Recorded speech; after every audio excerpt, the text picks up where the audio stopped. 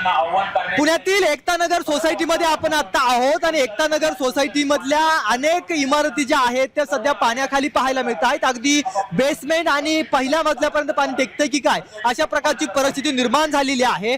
पुणे महानगरपालिका असेल किंवा आपत्ती निवारण केंद्र असतील यांच्या माध्यमातून आता असे अनाउन्समेंट करून या सगळ्या ज्या रहिवासी आहेत यांना सूचित केलं जात आहे की नेमका पाण्याचा विसर्ग जो आहे तो सध्या किती केला जातोय आणि त्यांना जर का मदतीची गरज पडली तर नेमकं काय करावं लागणार आहे सांगितलं जातंय। नेमकं काय तुमच्याकडून सूचना दिल्या जात आहेत आणि लोक ऐकतायत का?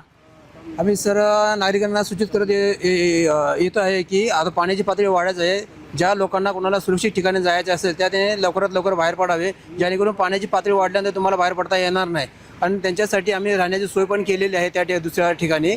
त्याच्यामुळे ज्या पण नागरिकांना किंवा इमर्जन्सीसाठी काय पाहिजे असेल किंवा जायचं असेल त्यांनी त्या त्वरात लवकर बाहेर पडावे। अच्छा, तुम्ही काय सांगताय आणि लोक ऐकतायत का? लोकांचं म्हणणं असं आहे की आम्ही वरती आता जसे लोक पाहायला मिळतात त्यांना असं वाटतं की आम्ही सेफ आहे वरती।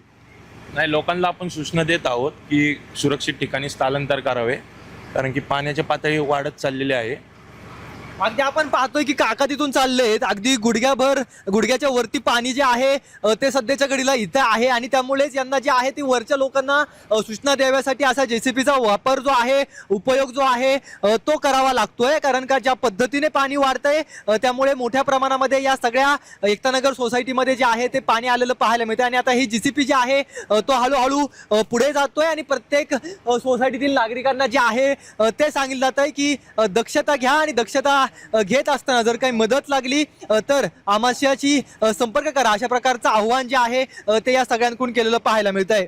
कॅमेरा पर्सन दीप मिश्रासह रोहन कदम, जय महाराष्ट्र न्यूज पुणे।